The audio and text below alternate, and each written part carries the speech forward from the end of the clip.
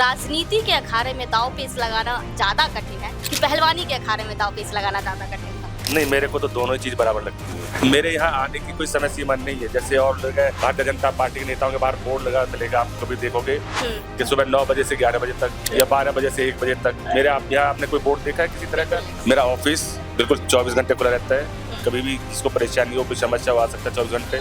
2014 में कहा था कि सबके खाते में 15-15 लाख आ जाएंगे। गरीब आदमी चक्कर बैंक के चक्कर मार मार के थक गया। हर महीने जाके चेक करता था कि 15 लाख तो नहीं आ गई। वो थक गया बेचारा। भाजपा नहीं है वो भारत जलाओ पार्टी है। वो जुमले वालों की पार्टी है। दिल्ली में मोहल्ला क्लिनिक में दवा फ्री है, महिलाओं के लिए बस फ्री है, 200 यूनिट बिजली फ्री है। वो अपनी एक ही स्टेट में करके दिखाते हैं।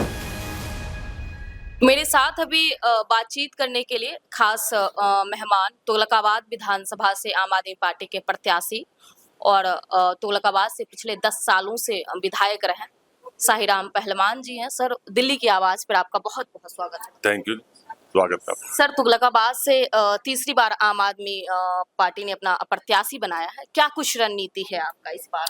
देखिए, सबसे पहले तो मैं आम आदमी पार्टी के शीर्ष नेतृत्व का धन्यवाद करूंगा।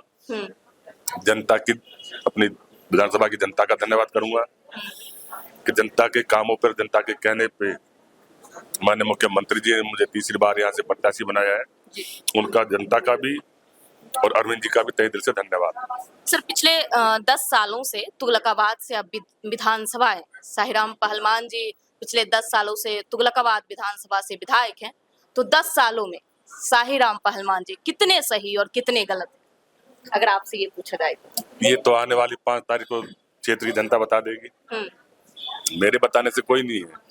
आने वाले 5 तारीख को जिस दिन वोटिंग होगी उस दिन आप आकर सर्वे करना।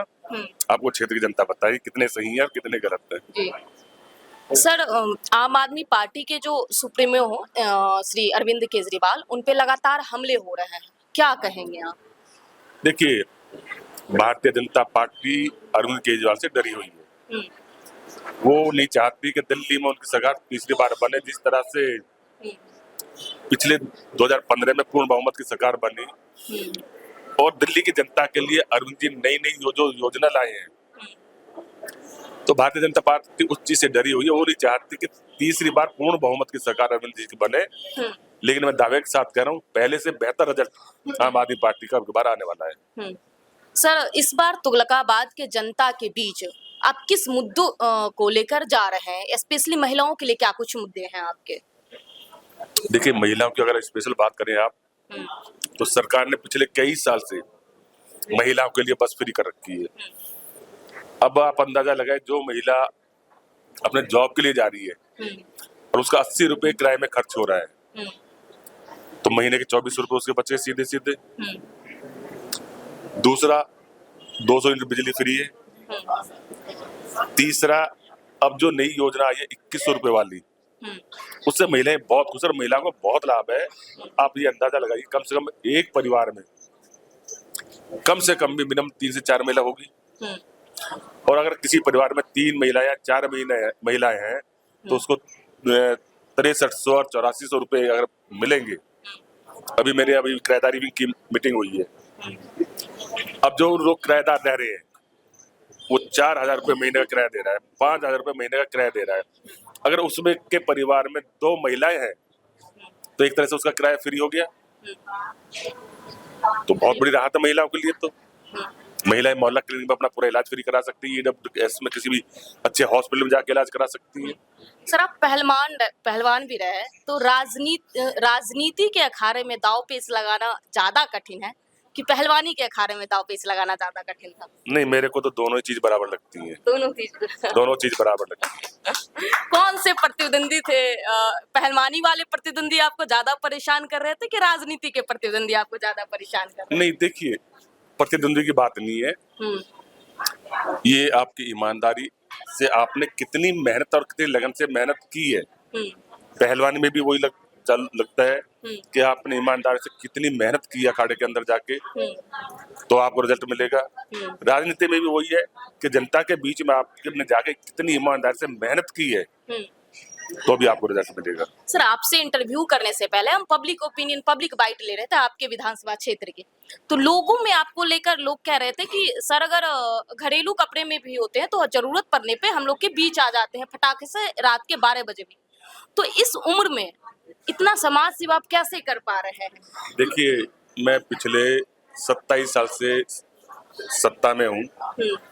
3 बार पहले मैं निगम पार्षद रहा हूँ, चेयरमैन रहा हूँ, डिप्टी मेयर रहा हूँ दिल्ली में, और पिछली 2 योजना से मैं विधायक रहा हूँ। तो मेरे यहाँ आने की कोई समय सीमा नहीं है। जैसे और लोग हैं, भारतीय जनता पार्टी के नेताओं के बाहर बोर्ड लगा मिलेगा आपको, कभी देखोगे कि सुबह 9 बजे से 11 बजे तक या 12 बजे से 1 बजे तक। मेरे यहाँ आपने कोई बोर्ड देखा है किसी तरह का? मेरा ऑफिस बिल्कुल 24 घंटे खुला रहता है। कभी भी जिसको परेशानी हो, कोई समस्या हो, आ सकता है 24 घंटे। मेरा घर, मैं अपने जो बेडरूम में मैं सोता हूँ, मैंने आज तक उसमें लॉक नहीं लगवाया है। आज तक लॉक आज नहीं तक लगवाया? जाके भी आप चेक कर लेना, लॉक ही नहीं है उसके गेट पे। जिस मर्जी का, आधी रात हो, दोपहर हो, कभी भी, जब भी उसे मेरी सेवा की जरूरत है और मैं घर पे हूँ, तो सीधा मेरे बेडरूम में लोग आने का काम करते हैं, कोई झिझक नहीं होती उन्हें। सर, रमेश विधुरी सीएम आतिशी पे आपत्तिजनक टिप्पणी करते हैं, क्या कुछ देखते हैं आप, इस बारे में क्या कहना चाहेंगे?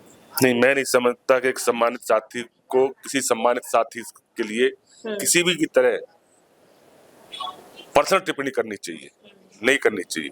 सर, भाजपा आम आदमी पार्टी पर लगातार हमलावर है, कह रही है आम आदमी पार्टी आपदा पार्टी है, दिल्ली को बर्बाद कर दिया, लंदन पेरिस के वादे दिखा के गड्ढे वाले दिल्ली बना दिए, क्या कहेंगे आप? देखिए, उनके लिए क्या कहेंगे, वो तो भारत जलाओ पार्टी कहता हूँ मैं उन्हें। भाजपा भारत जलाओ पार्टी? भाजपा नहीं है वो भारत जलाओ पार्टी है। वो जुमले वालों की पार्टी है। मेरे अपनी विधानसभा में मैं गारंटी से कह रहा हूँ, वो अपना एक काम गिना दे मुझे। कोई काम नहीं है? कोई एक काम वो मुझे गिना दे, मैं 50 काम आपके सामने भी गिना दूंगा। हर गांव में, हर मोहल्ले में जितने भी चौपाले 10 साल में उनका रिन्यूअल कराने का काम मैंने किया है, रेनोवेशन किया है। 7 हायर सेकेंडरी स्कूल है। जब मैं 2015 में विधायक बनाया था, क्षेत्र की जनता ने, तीनों के साइड में चल रहे थे, जर्जर हालत, गर्मी में बच्चे बैठ नहीं पाते थे, सर्दियों में खिड़की के शीशे टूटे हुए रहते थे। आज 7 के 7 हायर सेकेंडरी स्कूल मेरे टॉप क्लास के बने हुए हैं। छोटी सी मेरी विधानसभा है जिसमें 8 मोहल्ला क्लिनिक है। हर नुक्कड़ पे, किसी भी बस्ती के बाहर मोहल्ला क्लिनिक बनी हुई है। फ्री टेस्ट लो, फ्री दवा लो। सर, बीजेपी कह रही थी कि आम आदमी पार्टी फ्री की रेवड़ी बांट रही है। अभी जब भाजपा का संकल्प पत्र आया तो मुझे लगभग लगा कि आम आदमी पार्टी का कॉपी कर लिया है सारी योजनाएं, तो क्या कहेंगे कि बीजेपी कॉपी कैट है?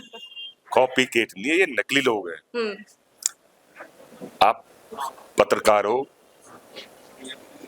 2014 में कहा था कि सबके खाते में 15-15 लाख आ जाएंगे। गरीब आदमी चक्कर, बैंक के चक्कर मार मार के थक गया, हर महीने जाके चेक करता था कि 15 लाख तो नहीं आ गई, 15 लाख तो नहीं आ गई। वो थक गया बेचारा। उसके बाद आपके एक नेशनल चैनल पे अमित शाह जी से एंकर ने पूछा था कि जी आपने तो 15 लाख की घोषणा की थी, क्या किसी को मिले? तो कहता है वो तो चुनावी जुमला था। जो इनके होम मिनिस्टर साहब नेशनल चैनल पे ये कह सकते हैं कि चुनावी जुमला है। अब तक हमारे लिए बोलते थे रेवड़ी बांट रहे हैं। अब इनके घोषणा पत्र में क्या है? मैं इनसे कहना चाहता हूँ, इनकी 22 स्टेटों में सरकार है। दिल्ली में मोहल्ला क्लिनिक में दवा फ्री है, महिलाओं के लिए बस फ्री है, 200 यूनिट बिजली फ्री है। वो अपनी एक भी स्टेट में करके दिखाते, तभी तो लोग यकीन करेंगे। अरविंद केजरीवाल ने दिल्ली में करके दिखाया, पंजाब में करके दिखाया है, तो इसलिए अरविंद केजरीवाल पे लोग विश्वास कर रहे हैं आज। तो मानते हैं कि हाँ, अरविंद ने जो घोषणा किया उस पर काम होगा होगा होगा। 10 सालों से आप विधायक हैं, इस बार भी तुगलकाबाद की जनता आपको ही क्यों वोट दे? मेरे को क्यों वोट दे? 10 साल पहले तुगलकाबाद विधानसभा क्षेत्र की जनता एक एक बूंद पानी के लिए तरसती थी, इसलिए वोट दे। 10 साल पहले तुगलकाबाद क्षेत्र में एक भी मोहल्ला क्लिनिक नहीं था, इसलिए वोट दे। 10 साल पहले स्कूलों की जो हालत थी और आज जो स्कूलों के शानदार काम हुए, स्कूलों में विकास हुआ है, उस पर वोट दे। 10 साल पहले जिन गलियों में सीवर लाइन नहीं थी, पानी लाइन नहीं था, उनमें मैंने सीवर की लाइन डलवाई है, पानी की लाइन डलवाई है, उसके बाद कंक्रीट आरएमसी रोड बनवाए हैं, इसलिए जनता मुझे वोट दे। अंतिम में 2 प्रश्न आपसे करेंगे। पहला, भाजपा के नेताओं के लिए आप क्या कहना चाहेंगे? मैंने बताया ना, झूठ बोलना, झूठे आरोप लगाना, जुमले वालों की सरकार है। उनके कोई जबान तो है नहीं, झूठे आरोप जिस मर्जी के लिए लगवा लो आप। वो विपक्ष को बदनाम और अपमान करने का काम करते हैं। अभी आपने देखा होगा हमारे ऋतुराज झा एमएलए हैं, उनके लिए क्या क्या बकवास किया वो पुणे वाले ने। जो नेशनल चैनल पे बैठ के उल्टी सीधी बकवासें कर सकते हैं, वो जनता को कितना सम्मान देंगे आज जनता देख रही है। जनता के सोचने की बात है। सर सबसे अंतिम सवाल कि तुगलकाबाद की जनता के लिए आप क्या कहना चाहेंगे? मैं अपने तुगलकाबाद जनता के लिए से यही अपील करूंगा कि तीसरी बार भी अपने भाई को, अपने बेटे को, अपने बंधु को आशीर्वाद दे, प्यार दे, जिस तरह पिछले 27 साल से देते आ रहे हैं। आने वाले समय में हर चौपाल पे लाइब्रेरी बनाने का काम करेंगे। एक मेरा 500 बेड का सरकारी हॉस्पिटल प्रस्तावित है, उसे बनाने का काम करेंगे जिससे आप सभी जनता को फ्री में इलाज मिल सके। ठीक है सर, बहुत बहुत धन्यवाद। तो मेरे साथ तुगलकाबाद के विधायक और आम आदमी पार्टी के प्रत्याशी साहिराम पहलमान जी थे। तमाम सवाल सुने आपने, तमाम जवाब सुने। इस पे आपकी क्या राय है? आप अपनी राय हमें कमेंट बॉक्स में जरूर दें। मैं आपके साथ कौसकी बत्स, आप देख रहे थे दिल्ली की आवाज। बहुत बहुत धन्यवाद।